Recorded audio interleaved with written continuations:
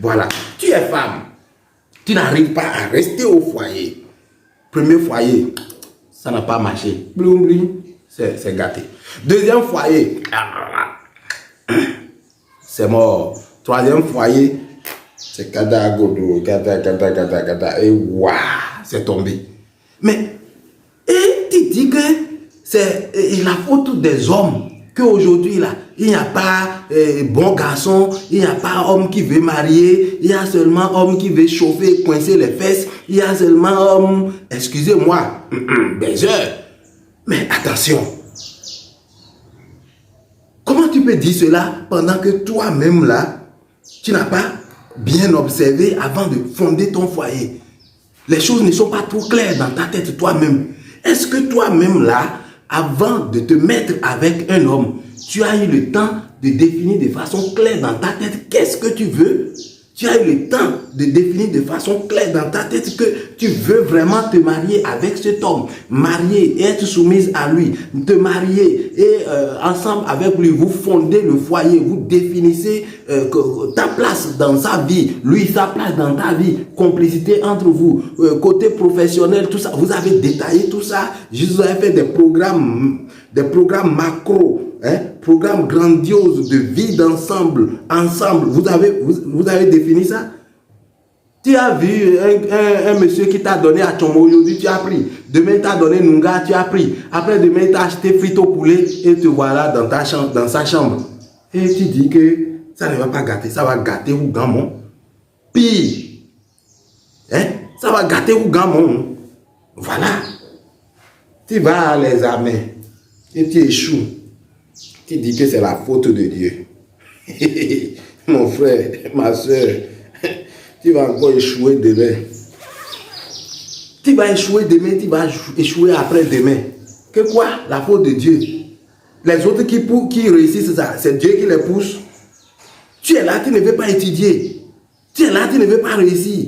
Ou bien tu es là parce que tu as déjà appris, tu comprends mieux quelques matières, tu te dis que oui, c'est toi le connaisseur. Tu ne révises pas les leçons correctement. Tu n'as pas l'humilité parce que tu as pu décortiquer quelques 2 formules et demi en classe et on t'a applaudi. Tu as eu un peu de quelques 2, 17 ou 19 ou suivant. Tu t'es dit que c'est toi. Ah bon? C'est pas comme ça. C'est pas comme ça. La réussite à l'examen, la réussite à un concours, mais dis donc, ce n'est pas ça. C'est l'ensemble de tout un résultat. Ah ouais, c'est ça. Et tu t'étonnes que même les gens qui sont derniers dans la classe réussissent. Toi qui es parmi les plus brillants ou qui est le plus brillant, tu as échoué. Et tu dis que c'est la volonté de Dieu. Parce que tu as vu que le dernier ou l'avant-dernier ou le plus paresseux de la classe a réussi. Non, lui il a compris vite qu'il ne connaît rien.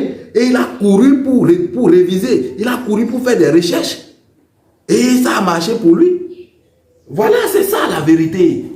Les gens passent concours, tu passes concours aussi, ça ne marche pas. Et tu dis que c'est la volonté de Dieu. Quelle volonté de Dieu? Ceux qui passent là, ils ont des têtes, ils ont fait quelque chose. Il y a une stratégie pour réussir. Est-ce que tu as fait ça?